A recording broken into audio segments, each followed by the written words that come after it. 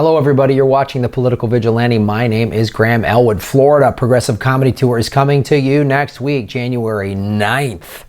Guess where we're going? We're going to Gainesville, the 10th, Coral Gables, the 11th, Orlando, the 12th, Jacksonville. Get your tickets at grahamelwood.com.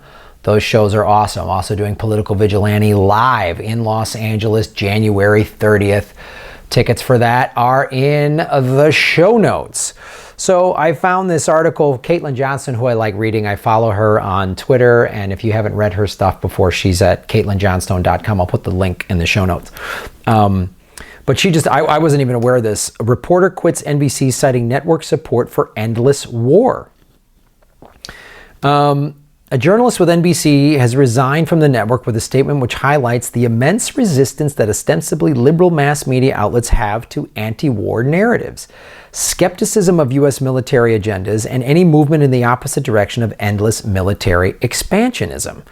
It's a fascinating article, and I would suggest reading it all the way. I love the way she writes, and she's pretty on point. So I wanted to see who else was talking about this. So Glenn Greenwald talks about this guy, longtime reporter, Workin leaves NBC and MSNBC, emails statements saying these outlets are captive to the national security state and devoted to endless war, defenders of the government against Trump, cheerleader for open and subtle threat mongering, reflexively pro-war. So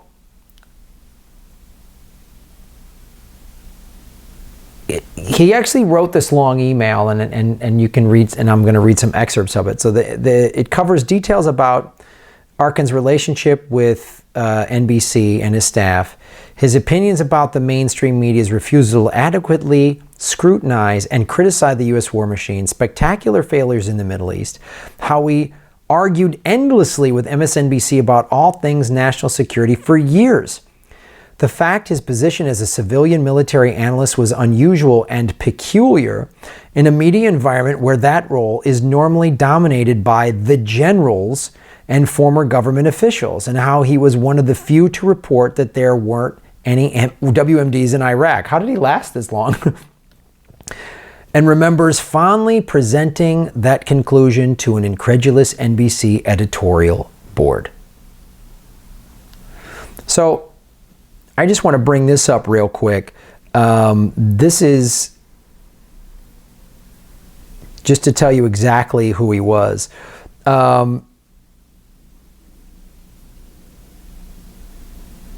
William M. Arkin, an award-winning journalist who has been associated with the network for 30 years, right?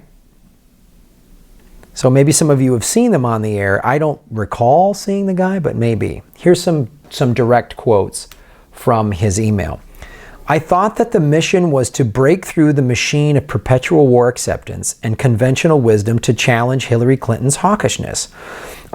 It was also an interesting, you must hate women, but wait, I'm against war. She's in favor of war. Oh, you're a misogynist. But women and children suffer the worst from war. Oh, sexist burn bro.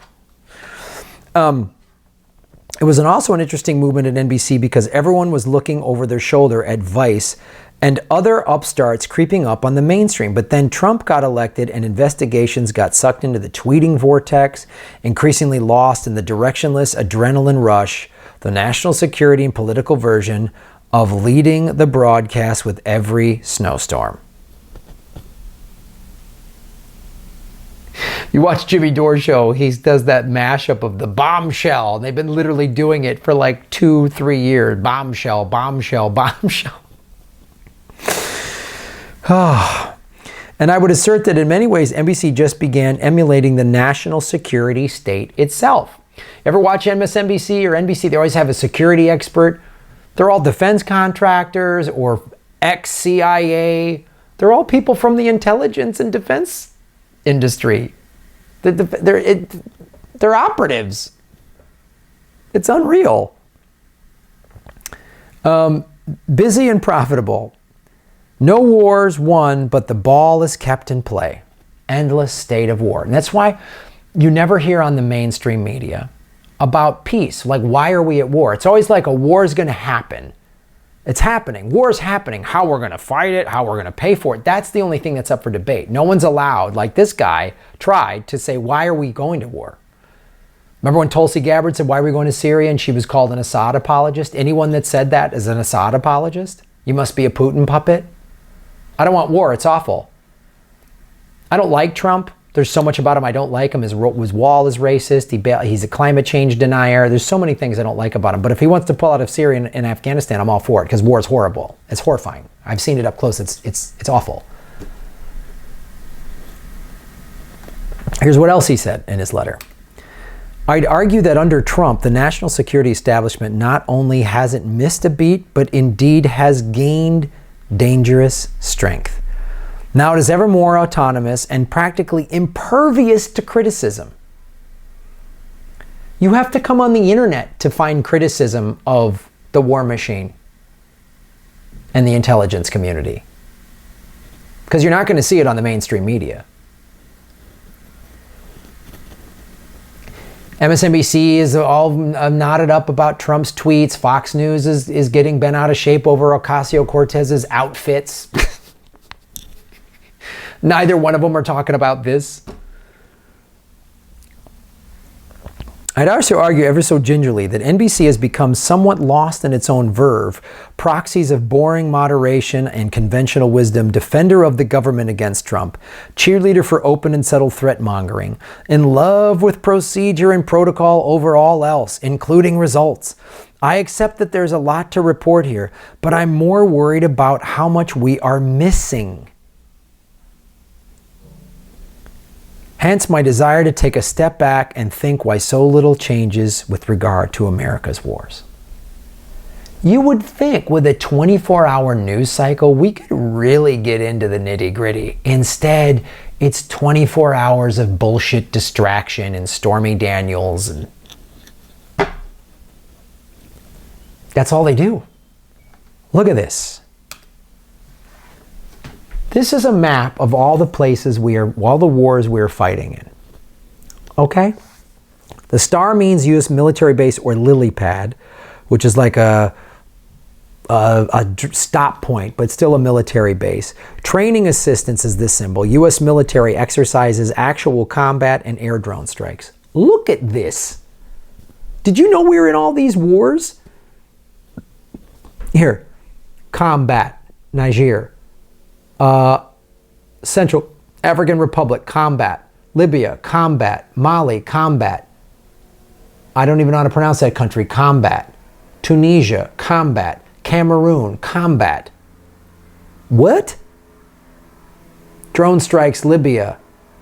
Syria, look at this. Look at this. Afghanistan, we've been there our longest war. We're 17 going on 18 years. Combat, training, bases, drone strikes.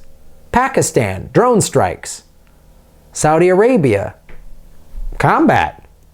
Yemen, of course, look at this. We have bases in the Philippines. We have in Australia, training in the Philippines. Thailand, we have training assistance. Hong Kong and Macau. Malaysia, Indonesia. Look at this. South America. We don't even have this here. U.S. military exercises and training assistance in Brazil, Argentina.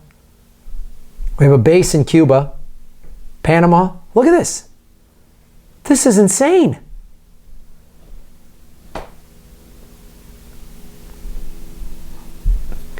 $80 total affected countries, 40 bases, 65 counterterrorism trainings, 26 U.S. military exercises, 14 troops in countries with troops in combat, and 7 air and drone strikes.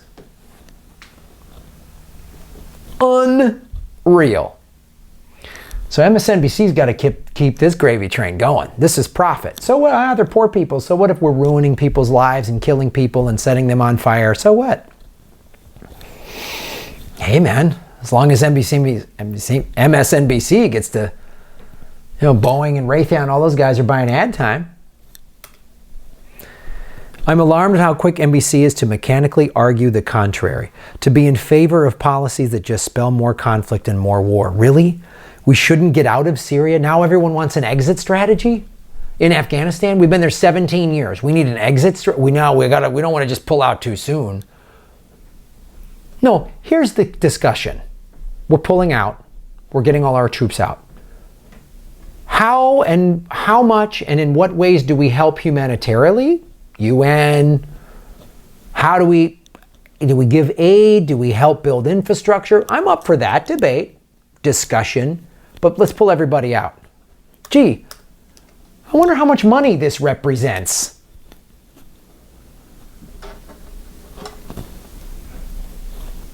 That 21 trillion that the Pentagon lost. We shouldn't get out of Syria. We shouldn't go for the bold move of denuclearizing the Korean Peninsula. Even on Russia, though we should be concerned about the bitterness of our democracy, that it is so vulnerable to manipulation, do we really yearn for the Cold War? The defense contractors do. The height of defense contractor spending was 1980. Global defense spending was 1980.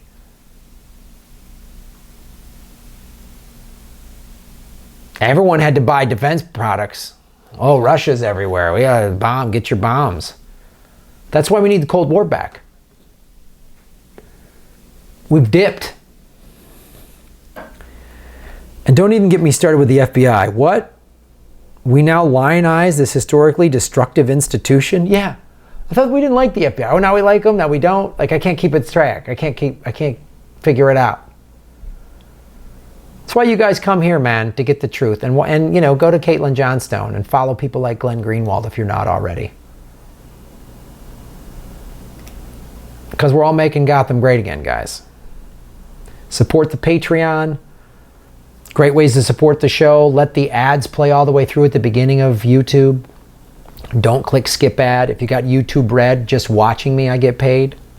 Like, subscribe, share the videos on your social media. And together we can make more people aware of what's really going on.